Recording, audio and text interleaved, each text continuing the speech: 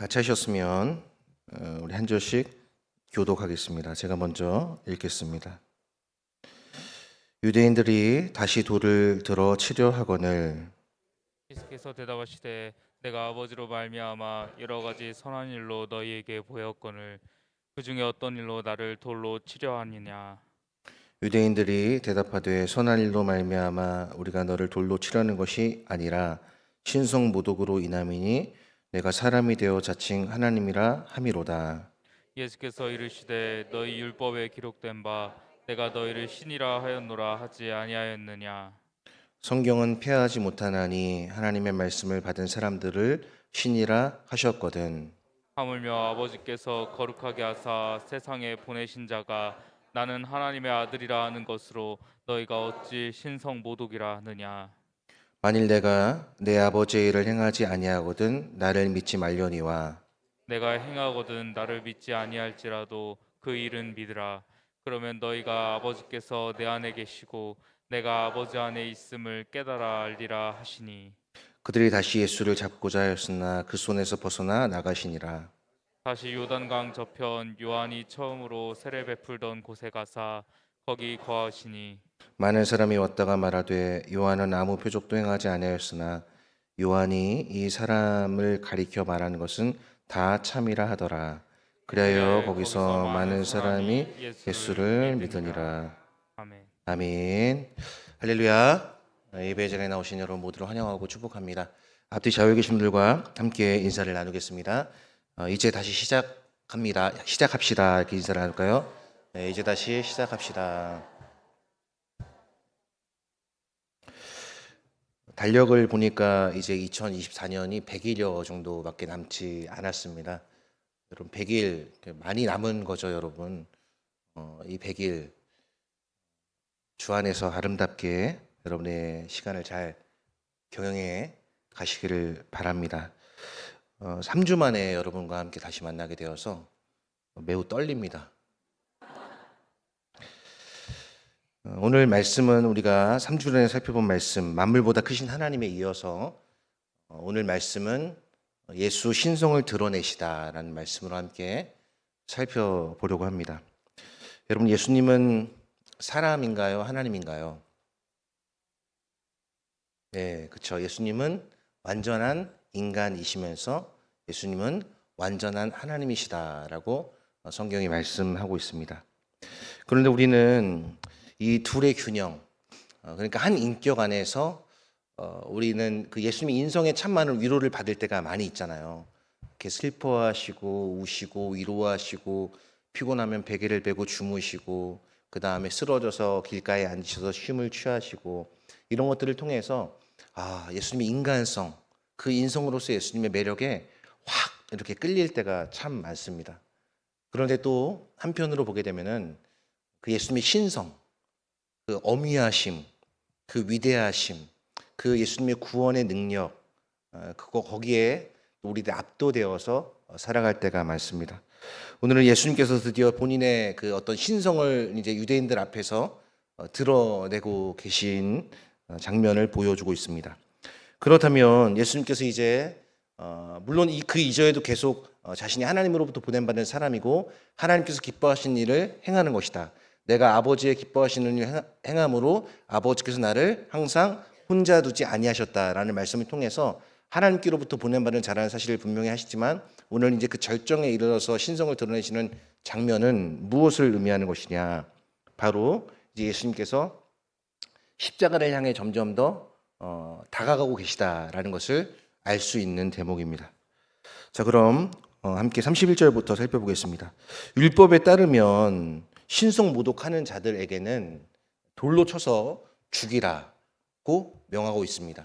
그러니까 지금 유대인들이 예수님을 향하여 한 행동, 즉 31절 말씀에 다시 돌을 들어 치려 하거늘, 이 행동은 예수님의 발언, 나와 아버지는 하나다라는 그 발언 때문에 격분한 거예요. 그리고 그 격분의 결과로 돌을 들어서 치려 했다라고 성경은 기록하고 있습니다. 그런데 이게 요한복음에서 몇 번째 돌을 치려 한 장면이냐면 세 번째입니다. 세 번째. 그러니까 유대인들이 얼마나 집요하고 얼마나 아주 끝까지 끝장을 보려고 하는지를 우리가 엿볼 수 있는 대목입니다. 예수님께서는 나와 아버지는 하나라는 그 말씀을 하시고 이렇게 말씀하세요. 내가 아버지로 말미암아 여러 가지 선한 일로 너에게 보였거늘 그 중에 어떤 일로 나를 돌로 치료하느냐. 너희들이 지금 돌을 들어서 나를 치려고 하는데 도대체 어떤 일로, 어떤 명분으로, 어떤 이유로 내가 돌에 맞아야 되냐라고 그렇게 차분하게 예수님께서 반응하고 계십니다. 여러분, 유대인들은 우리가 잘 아는 것처럼 구약에 정통한 사람들이었습니다. 그리고 이들은 정말 성전을 사랑했고 하나님을 사랑했던 사람들이었습니다. 그런데 이들이 갖고 있었던 치명적인 약점, 그것은 무엇이었냐면은 예수님을 인정하지 않았다는 것이에요. 그렇게 율법적인 지식이 가득 차 있었음에도 불구하고, 그렇게 하나님을 사랑했음에도 불구하고 하나님께로부터 보냄 받으신, 그리고 하나님과 하나이신 그 예수님을 바로 눈앞에 두고도 인정하지 아니하고 그를 돌로 치려하고 잡으려고 하는 그러한 완고한 모습, 그리고 교만한 모습, 그리고 거짓의 모습을 우리는 발견할 수 있습니다. 여러분의 삶을 좌우하는 것은 무엇입니까? 어떤 것이 여러분의 삶을 꽉 잡고 있는 것인가요? 돈이 만약에 우리의 삶을 꽉 잡고 있다면, 돈이 많을 때는 우리는 힘있게 살아갈 수 있습니다. 그러나 돈이 없을 때는 확 힘이 줄어들고 말죠. 건강이 우리의 삶을 붙잡고 있을 때는, 건강하고 왕성할 때는, 젊을 때는 막 혈기로 그렇게 살아가고 인맥으로 살아가고 이렇게 살아갈 때가 많습니다. 그러나 우리 그리스도인들은 돈과 명예와 그 어떤 세상에 있는 여타 사람들이 추구하는 그런 눈에 보이는 가치에 집중해서, 그것이 우리를 좌우하는 삶이 아니라 우리의 삶을 좌우하는 것은 무엇이 되어야 하냐? 바로 진리가 되어야 하는 것이죠. 진리. 찬송가를 보게 되면 그런 찬송이 있습니다. 진리와 생명 되신 주, 이 몸을 바치옵니다. 여러분, 진리와 생명의 주인이신 그 주님께 우리의 존재를 바칠 수 있다는 것, 아름다운 일 아닙니까? 복된 일 아니겠어요? 진리와 생명 되신 주님께 우리의 존재를 바칠 수 있다는 것, 그건 피조물로서 가장 큰 가치와 행복이 아닐까라는 생각을 하게 됩니다. 유대인들은 교만과 아집으로 눈에 보이는 예수 그리스도, 하나님으로부터 보냄을 받은 자, 그리고 하나님과 동등된 분이시지만 그와 동등됨을 취할 것으로 여기지 아니하신 자, 바로 예수 그리스도를 모른 채 하고 있는, 인식하지 못하고 있는 모습을 우리가 볼 수 있습니다. 예수님께서는 이미 요한복음 1장부터 지금까지 쭉 여러 가지 기적을 베푸셨다는 것을 말씀하고 있습니다. 그것을 예수님께서는 무엇이라고 말씀하고 계시냐면은 아버지로 말미암아 여러 가지 선한 일로 너에게 보였거늘이라는 것으로 말씀하고 계세요. 그러니까 가장 최근에 예수님께서 보여주셨던 기적, 바로 실로암 연못에서 날 때부터 보지 못했던 자를 보게 하시고 예수님을 구주로 고백하게 하시는 그러한 놀라운 그 이적도 하나님께서 예수 그리스도를 통해 행하게 하신 일이라는 것을 분명히 말씀하고 계신 것이죠. 그런데 그 중에 어떤 일로 나를 돌로 치료하느냐라고 그렇게 유대인들을 향해서 묻습니다. 이에 대해서 유대인들은 이렇게 말을 하고 있죠. 선한 일로 말미암아 우리가 너를 돌로 치려는 것이 아니라 신성 모독으로 인함이니 내가 사람이 되어 자칭 하나님이라 함이로다라고 말씀하고 있어요. 여러분, 유대인들이 지금 예수님을 향해 내린 진단, 이거는 이 맥락 그대로 보면 맞는 말입니까? 틀린 말입니까? 맞는 말이에요. 네가 사람이 되어 자칭 하나님이라 함이로다. 자, 그런데 요한복음 1장부터를 보게 되면은 태초에 말씀이 계시니라. 이 말씀이 하나님과 함께 계셨으니 이 말씀 곧 하나님이시니라. 그러면서 쭉 1장 12절에 뭐라고 말씀합니까? 말씀이 육신이 되어 우리 가운데 거하심에 우리가 그의 영광을 보니 아버지의 독생자의 영광이요 은혜와 진리가 충만하더라라고 말씀을 하고 있어요. 그 요한복음서의 저자는 이미 예수님이 우리의 눈에 보이는 이 땅에 오신, 육신을 입고 오신 하나님이라고 지금 말씀을 하고 있는 거예요. 이미 1장에서부터. 그런데도 유대인들은 편견과 아집과 교만과 거짓으로 그들의 눈이 완전히 가리워져 지고 있는 것이죠. 그러면서 내가 사람이 되어 자칭 하나님이라 함이로다라고 하고 있습니다. 여러분, 우리가 우리의 눈이 가려지면 안 됩니다, 여러분.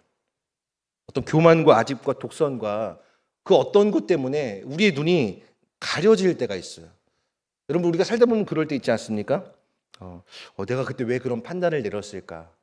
내가 왜 그때 그런 행동을 했을까? 그 조금만 시간이 지나고 나서 그때 일을 반추해 보거나 그때 일을 생각해 보면 그때 나의 행동과 내가 했던 말이 너무나 수치스럽게 느껴질 때가 있다는 말이에요. 근데 시간이 지나고 보니까 사실 아무것도 아니었던 때가 얼마나 많습니까? 그러니까 우리의 눈이 지금 유대인들의 눈이 완전히 지금 가리워져 있고 거짓의 그 아비였던 마귀에게 속아서 지금 계속 이렇게 행동을 하고 있다는 말이에요. 그러니까 우리의 눈이 날마다 진리로 말미암아 밝게 그렇게 유지가 되어야 하는 것임을 깨닫게 되는 것입니다. 예수님께서는 이렇게 신성을 드러내시면서 그것을 정면으로 반박하는 유대인들에게 이렇게 말씀하십니다. 34절 말씀입니다. 예수께서 이르시되 너희 율법에 기록된 바 내가 너희를 신이라 하였노라 하지 아니하였느냐. 성경은 폐하지 못하나니 하나님의 말씀을 받는 사람들을 신이라 하셨거든이라고 말씀을 하고 있어요. 여러분, 여기서 우리들이 중요하게 생각해야 되는 것은 무엇이냐면은 이미 시편 82편 6절 말씀에 하나님께서 그 세상을 다스리는 열방의 지도자를 향해서 신이라고 말씀을 하신 적이 있습니다. 우리 시편 82편 6절 말씀을 같이 한번 읽어볼까요? 같이 읽어보겠습니다. 내가 말하기를 너희는 신들이며 다 지도자의 아들들이라 하였으나. 자, 이게 시편 82편 6절에 있는 말씀을 예수님께서 인용하고 계신 거예요. 그러니까 구약에 정통한 너희들이 이렇게 기록되어 있지 않냐. 근데 여기서 너희는 세상에서 지존자들이다, 신들의 아들이다, 신들이다 라고 말을 하고 있는데 이 사람들이 누구냐면은 왕이었고 권력이 있는 사람들이었다는 말이에요. 그런데 이렇게 왕과 권력과 모든 지도자의 입장에 있던 사람들이 어떻게 했냐면은 고아와 과부를 제대로 돌보지 않고 악행을 행했다는 말이에요. 그래서 시편 82편에서 말을 하고 있는 것이거든요. 그러면서 이제 고발을 하고 있는 것이죠. 그러니까 예수님의 말씀은 너희 율법에, 즉 시편 82편 6절에 기록된 바 내가 너희를 신이라, 하나님이 너희를 지존자라, 지존자의 아들이라 그렇게 말을 했는데, 그런데 그들은 그 역할을 못했다는 거예요. 세상에서 공의를 행하고 정의를 행하고 그 하나님의 자녀로서 하나님의 대리자로서의 역할을 충실히 감당해야 했었음에도 불구하고 그렇게 하지 못했는데 이렇게 불렀다는 거예요. 신이라고.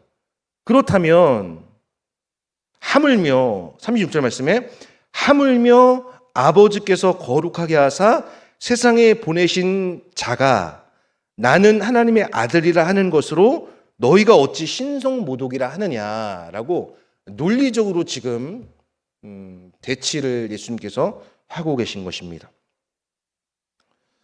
여러분, 우리는 하나님께서 우리를 교회로 부르셨습니다. 교회는 구원받은 백성들의 모임이죠. 어둠에서 우리를 불러내어서 우리를 이제 그의 빛을 선전하고 그의 아름다운 덕을 선포하는 존재로 세우신 공동체가 바로 교회입니다. 교회.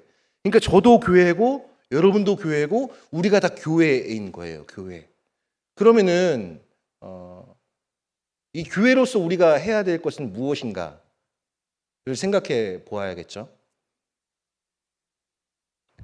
하나님이 잘 다스리라고 말씀하신 그 영역을 잘 감당하지 못했던 사람도 신들이라고 불렀는데 하물며 아버지께서 거룩하게 하사 세상에 보내신 자, 즉 예수가 나는 하나님의 아들이라는 것으로 너희가 어찌 신성모독이라 하느냐. 그러니까 완전히 논리적으로 지금 유대인들은 예수님의 이 발언 앞에서 깨지고 있는 것입니다. 여러분, 교회는 그리스도의 몸이면서 동시에 이 땅에 하나님의 나라를 선명하게 보여줄 수 있는 신적인 기관입니다. 그러니까 하나님께서 성경에 보면은 세우신 신적 기관이 두 개가 있는데 하나가 뭐냐면 가정이에요. 가정. 그 다음에 교회예요. 그러니까 하나님께서 교회보다 먼저 가정을 신적인 기관으로 세우셨다는 것을 우리가 주목할 필요가 있습니다. 그리고 이제 이 가정과 교회인데, 자, 이 교회를 하나님께서 신적인 기관으로 세우시고 이 교회의 통치자로 바로 머리신 예수 그리스도를 세우셨는데 우리 그리스도인들이 머리신 그리스도를 따르지 아니하면 여러분 세상에서 우리를 어떻게 보겠습니까? 여러분 제가 목사예요. 그런데 제가 어디에 가서 어디 믿지 않는 사람들의 모임에 가서 제가 어디 교회에서 부목사로 있습니다. 그렇게 이야기를 한다고 그들이 물론 믿겠죠. 그러면은 그 사람들이 제가 목사인 걸 확인할 수 있는 방법은 무엇입니까? 저 사람 목사래. 목사 증명서도 있어. 목사 가운을 입은 사진도 있네. 그렇게 해서 목사라고 인식할 수도 있지만 저의 말과 저의 행실과 저의 삶의 모습이 그들한테 이력서가 되는 것이죠. 정말 이게 어려운 게 뭐냐면은 우리가 하나님의 말씀을 아름답게 설교를 하고 선포를 해도 그 밑에 우리의 삶이 주석처럼 달려있지 않으면 우리는 꽹과리와 같은 것임을 우리는 잊지 말아야 하는 것이죠. 예수님께서 지금 자신이 하나님 아버지께서 거룩하게 하셨습니다. 그리고 두 번째, 세상에 보내셔서 지금 세상에서 하나님의 아들로서의 사명을 감당하고 계신 거란 말이에요. 그런데 내가 하나님의 아들이 하는 것으로 너희가 어찌 신성모독이라 하느냐. 너희의 지금 논리적인 흐름은 맞지 않다라고 예수님 지금 말씀하고 계신 것이에요. 그러면서 그 논증을 더 강화하시죠. 37절 말씀 우리 함께 읽어볼까요? 만일 내가 내 아버지의 일을 행하지 아니하거든 나를 믿지 말려니와. 자, 내가 내 아버지의 일을 행하지 아니하거든 나를 믿지 말려니와. 지금 예수님께서 계속 행하신 일은 예수님 단독적으로 예수님 마음대로 이것은 해봐야겠네, 이것은 하지 말아야겠네, 그렇게 임의대로 판단해서 하신 것이 하나도 없습니다. 다 하나님 아버지 기뻐하신 뜻을 따라서 했다는 말이에요. 그러니까 모든 사역의 기반에는 하나님의 명령이 있었기 때문에 그 명령에 올곧게 충성되게 응답하신 분이 바로 예수님이라고 말씀을 하고 계신 거예요. 그러면서 행하지 아니하거든 나를 믿지 말려니와. 그만큼 예수님께서는 지금 자신이 있으신 거예요. 여러분 우리에게도 좀 이런 담대함이 있어야 하지 않겠습니까? 우리 동강교회가 만약에 하나님의 대리자와 하나님의 신적인 기관으로서 세상 사람들이 봤을 때, 너희들이 봤을 때, 여러분들이 봤을 때 교회답지 못한 행동을 하면 우리를 교회로 인정하지 않아도 좋다, 이런 배포가 있어야 하지 않을까요? 내 목사인데 내 행동과 내 어떤 삶의 열매가 전혀 그리스도인답지 않다, 그럼 나는 더 이상 목사로 칭함받지 않겠다, 이런 담대함이 있어야 하지 않을까요? 나는 그리스도인이다, 나는 목사다, 나는 교인이다, 나는 성도다 라고 이야기를 하지만 우리의 삶이 그 이력서처럼 이렇게 뒷받침되지 않을 때 괴리가 있을 수밖에 없고 세상은 기독교를 욕할 수밖에 없는 그런 위치에 처할 수밖에 없는 것입니다. 그러므로 오늘 우리들은 예수님께서 하신 이 말씀을 단순히 예수님의 자기의 신성의 강화로 볼 수 있지만 더 나아가 작은 예수로 살아가는 우리들, 예수님께서 이렇게 말씀하셨잖아요. 빌립을 향해서 나를 보았거늘 어찌 아버지를 보여달라 말하느냐. 여러분들의 얼굴이 예수님의 얼굴이란 말이에요. 여러분 예수님 닮은 얼굴 표정 한번 지어보시겠어요? 이게 갑자기 지으면 잘 안 돼요. 제가 오늘 세가족 공부를 하는데 이제 제가 이렇게 미소를 좀 지으면서 제 얼굴을 보니까 어떻습니까? 하니까 그분이 뭐라고 하는지 아세요? 빛이 난대요. 빛이 난다는 거는 제가 뭐 좋은 로션을 써서 빛이 나겠습니까? 피부도 이제 노화되고 있는데. 그러니까 하나님 나라의 자녀의 기쁨이 우리 가운데 있어야 예수님께서 말씀하신 것처럼 네가 나를 보았는데 아버지를 보여달라고 하느냐라고 그렇게 예수님 아주 자신 있게 빌립한테 말씀하신 것처럼 우리도 세상을 향해서 하나님의 살아계심을 좀 보여줘봐. 나를 봐. 내가 샘플이야. 그럼 제가 듣기로는 진짜 나오는 화장품보다 샘플이 더 좋다는 걸로 알고 있는데 맞습니까? 잘못 알고 있었던 겁니까? 예, 그게 맞다면 여러분 우리의 삶이 얼마나 중요한지 모릅니다. 세상 사람들이 별로 관심 갖지 않는 것처럼 보일 수 있어요, 우리들을 향해서. 근데 우리의 일거수일투족은 사실 그들의 굉장히 중요한 그 초점이 우리에게 달려 있다는 사실. 횡단보도를 올바로 건너느냐, 올바로 운전을 하느냐, 올바른 언행을 하느냐, 쓰레기를 버릴 때 음식물 쓰레기 스티커를 붙이느냐, 이런 거 하나까지도 세상은 우리를 지켜보고 있다는 사실을 우리는 잊지 말고 살아가야 하는 것입니다. 그때 예수님께서 이렇게 말씀하시죠. 내가 행하거든 나를 믿지 아니할지라도 그 일은 믿으라. 그러면 너희가 아버지께서 내 안에 계시고 내가 아버지 안에 있음을 깨달아 알리라. 자, 여기 보시면은 동사를 보게 되면은 자, 믿으라라는 말이 나오죠. 믿으라. 여러분, 기독교에서 제일 중요한 건 무엇이냐면 믿는 거예요. 믿음이 먼저입니다. 믿음. 이성이 먼저가 아니라 신앙이 먼저예요. 그럼 믿으면 어떻게 된다는 거예요? 너희가 아버지께서 내 안에 계시고 내가 아버지 안에 있음을 깨달아 알리라. 지금 한글 성경에는 깨닫는 것이 먼저 되어 있고 그 다음 아는 것으로 되어 있는데 이 원문 성경을 보게 되면은 믿어라, 그 다음에 알게 될 것이다, 그 다음에 깨달아 알게 될 것이다 라고 말을 하고 있어요. 그러니까 믿음이 먼저라는 거예요. 믿음. 그러니까 우리들이 예수님을 아는 지식이 없는 것은 예수님을 믿는 믿음이 부족하기 때문에 그럴 수도 있는 거예요. 여러분, 예수님을 온전히 믿으십니까?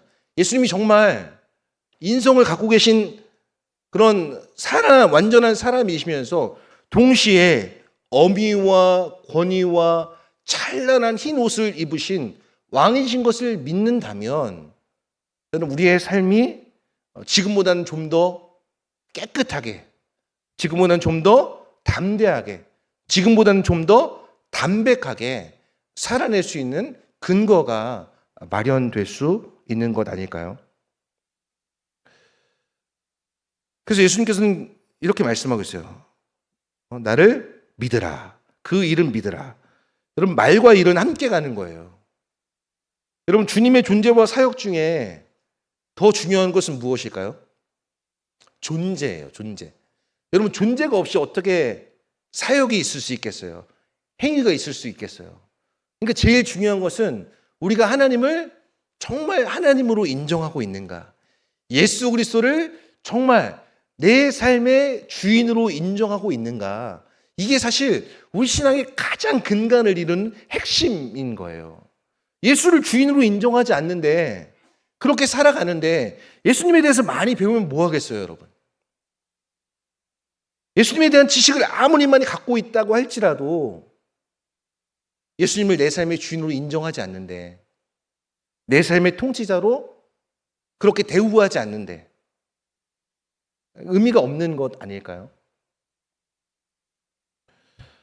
예수님께서는 그 요한복음에서 이렇게 말씀하고 있어요. 영접하는 자, 곧 그 이름을 믿는 자에게는 하나님의 자녀가 되는 권세를 주셨다. 여러분, 사실 권세라는 게요, 엄청난 겁니다. 여러분, 이 권세 잘 누리고 계세요? 우리가 이제 오늘 두 번째 찬양, 여러분 그 찬양할 때 오늘 주일 11시 예배 때 두 번째 찬양이 이제 주 이름 큰 능력이 있도다. 너무 가사가 좋은데요, 너무 높아서 굉장히 힘드셨죠, 여러분? 정말 죄송합니다. 제가 무슨 정신으로 그 찬양 콘티를 넣었는지 모르겠는데, 근데 참 그 가사를 여러분 보세요. 주 이름 큰 능력 있도다. 난 믿네. 그 이름, 예수의 그 이름 외칠 때 새 생명 얻었네. 마귀는 떠나가고 갇힌 자 자유케 돼. 모든 이름 위에 뛰어난 이름 주 예수. 여러분, 정말 예수의 이름에 이런 권세가 있다는 것을 우리가 믿는다면 그 예수의 이름 앞에 나오게 되는 것입니다. 그리고 그 이름을 부를 수 있는 거예요. 그 이름을 부르는 자에게 우리 찬양하잖아요. 예수의 이름을 부르는 자, 예수 이름을 믿는 자, 예수 이름 앞에 나오는 자 복이 있도다. 여러분, 정말 복이 있는 자예요. 누가 이 세상의 통치자인지 아는 사람이에요. 여러분, 세상에 있는 사람들 무엇이라고 이야기합니까? 줄을 잘 서야 된다고 이야기하잖아요. 줄을 잘 서야 된다고. 썩은 동아줄 붙잡지 말라고 하잖아요. 추락한다고. 그러니까 우리는 줄을 정말 잘 쓴 거예요, 여러분. 살아계시고 영원히 통치하시는 이 땅의 만왕의 왕, 우주의 왕이신 예수 그리스도를 나의 주 나의 하나님을 믿고 있는 사람은 행복자입니다. 행복자. 우리 좌우 옆에 있는 분들과 한번 인사를 나눌까요? 당신은 행복자입니다. 여러분 진짜입니다, 여러분. 여러분 정말 행복한 사람입니다. 그 연예인 중에 가수였던 솔비 씨가 있어요. 솔비 씨. 근데 이 솔비 씨가 이제 한 유튜브에 나와서 이런 얘기를 하더라고요. 자기가 그동안 열심히 일한 것에 대한 보상으로 명품백을 막 샀대요. 막 명품 시계, 명품 핸드백, 명품 가방 이런 걸 다 샀대요. 근데 어느 날 싹 다 도둑을 맞은 거예요. 그걸 생각하니까 잠이 안 오더래요, 잠이. 여러분 같으면 잠이 오겠습니까, 여러분? 경찰에 신고를 했는데 도둑을 결국 못 잡았대요. 그래서 이제 이 솔비 씨가 어떤 결단을 하냐면은 이제 그렇게 도둑이 가져갈 수 없는 것으로 나를 채워야겠다. 그래서 그때부터 성경을 읽었다고 하면 얼마나 좋겠습니까? 근데 성경을 읽었다고 하지는 않고 이제 서점에 가서 책을 읽고 그런 지식은 도둑이 뺏어갈 수 없는 거니까. 저도 그렇고 우리 모두가 다른 사람이 가져갈 수 없는 것을 여러분의 마음속에, 그러니까 다른 사람들이 뺏어갈 수 없는 것을 여러분의 마음속에 차곡차곡 저장해 놨으면 좋겠어요. 그게 뭐냐면은 성경이에요, 성경. 오늘 보니까 35절에 성경은 패하지 못하나니, 성경은 패하지 못하나니. 여러분 이 세상에 있는 것은 다 사라집니다. 다 가요. 육체의 정욕도 안목의 정욕도 다 지나가요. 요즘에 이제 그 새로 태어난 아기들이 오잖아요. 얼마나 귀엽습니까? 여러분 다 그런 시절 겪어보셨잖아요. 근데 그 시절이 가만히 있나요? 다 갑니다. 다 가고 그렇게 우리가 사랑하고 이뻐했던 그런 자녀들이 이제는 막 분노와 막 그렇게 되는 거예요. 다 지나가는 거예요. 그런데 요한일서 2장 16절에서 무엇이라고 말씀합니까? 하나님을 사랑하는 자는 영원히 거한다라고 말씀을 하고 있는 거예요. 이 성경 패하지 아니하는, 패할 수 없는 하나님의 말씀은 영원하다라는 그러한 고백을 우리들 마음속에 새기게 됩니다. 자, 이제 결론 말씀입니다. 39절부터 42절까지 말씀인데요. 자, 그들이 다시 예수를 잡고자 하였으나 그 손에서 벗어나 나가시니라.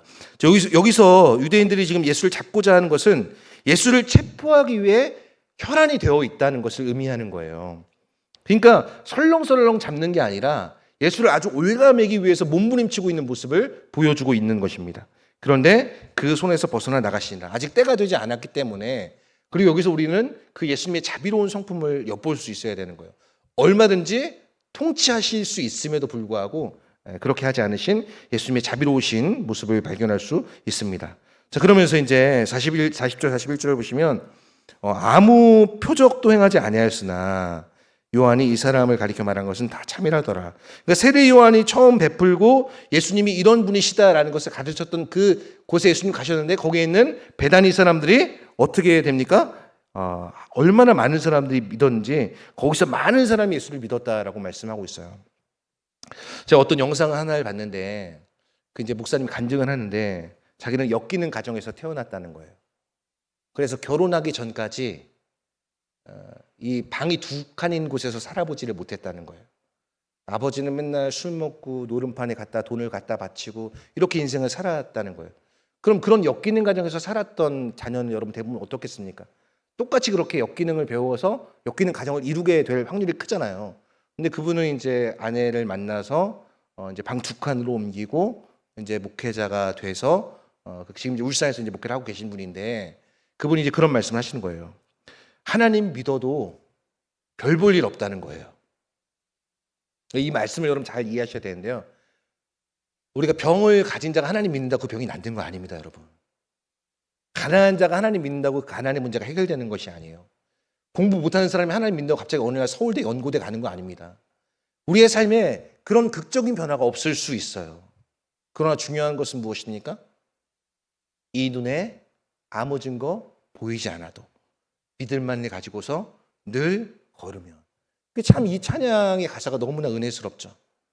아무런 표적이 없어요. 아무런 음성이 들리지 않아요. 아무런 내 삶의 변화가 일어날 아주 조짐도 보이지 않아요. 그럼에도 불구하고 주님을 믿는 거예요. 주님을 따라가는 거예요.